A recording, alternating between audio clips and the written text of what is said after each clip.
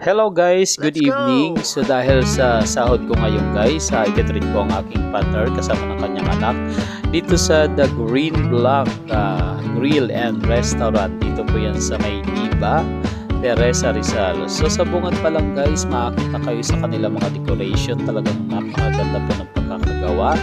And then napakalawak po pala nito guys. First time ko po makapunta dito. Actually napakaganda ng lugar nila at ang linis guys.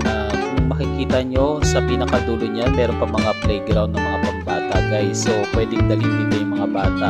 Actually hindi ko lang natanong sa mga tao dito kung pwede ba silang i-private ito o di kaya mga kasal o birthday. So parang tingin ko naman sa mga ganitong klaseng mga restaurant pwede naman po siguro. So yan guys, pa-picture muna kami habang kumakain kami. So yan, kung makikita nyo, yan yung mga playground ng mga bata guys. Napakaganda guys, at saka ang laki niya guys. Makasariwa pa ng hangin guys kahit nasa loob ka.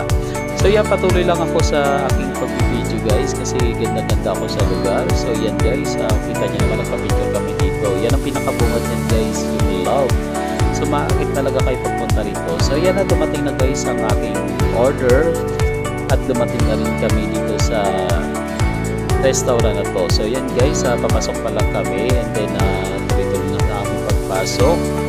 So yan guys, dahil naka-ready na yung pagkain, so yan, nag-isa na rin kami kumain. So start na rin si Jake na painitin ng kalan. So yan, nagluto kami dahil sa parang Sanjo po ang style dito sa restaurant to guys. So yan, umorder kami na 2 putahe na style at ibang flavor. So yan guys, napakasarap ng pagkakatimpla nila guys. Actually lahat po ng nakain ko dito, wala akong masabi, talagang perfect.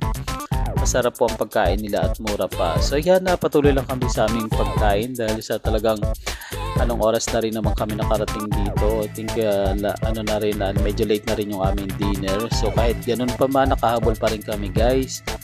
So yan, tuloy-tuloy pa rin kami sa aming pagkain. So sa pagluluto. And then pagkatapos po niyan guys, hinintay ko po yung aking paboritong halo-halo. Dahil hindi pa siya dumarating, so nag-french fries lang muna ako guys. So yan, tuloy-tuloy lang ang pagluluto nila Jake at saka ng aking partner. So yan guys, masarap pala pag hinalo ng lettuce guys.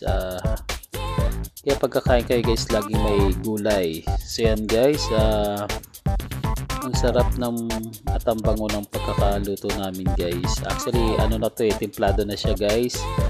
Kaya ang galing talaga ng nag-timpla nito kasi talagang napaka-perfect ng pagkakagawa sa lasa.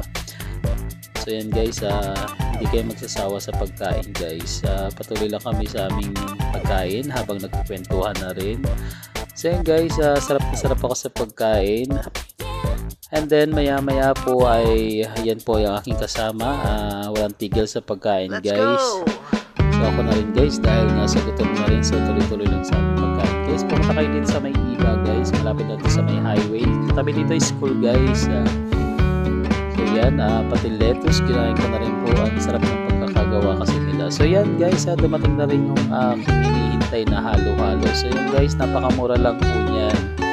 60 pesos lang po yan by one take one. Ang sarap ng timpla nila at marami pong laman. So hindi kayo manghihinayang na bilhin itong halo-halo ito guys. So makikita nyo naman yan ang video nyan to.